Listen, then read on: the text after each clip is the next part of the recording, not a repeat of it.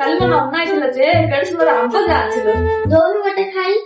ଦଉଛି ହେଲେ ବାହାର ଜାଗାରେ ଖାଉନୁ କି ଚୋପା ହେଲେ ଖାଇସାରିଲେ ଘରେ ଆଗ ରଖୁ। ମୁଁ ରାତିରେ ସେ ନାଳରେ ନେଇକି ପକେଇ ନହେଲେ ସେ ମାଗି ଖାଇଦେଇଥିଲି ନିନତିର ଦାଖିରେ ପଡିଗଲା।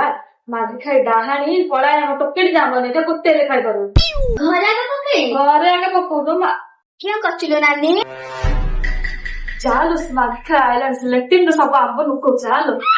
ହଇ ନାନୀ ସେତେବେଳେ ଡାକୁଛ କିଏ କରୁଥିଲ? ଅଛା କର ତମ ଘରଟା କିଏ ଖାଲି ଆମ୍ବ ଆମ୍ବ ବାସନା ହଉଛି?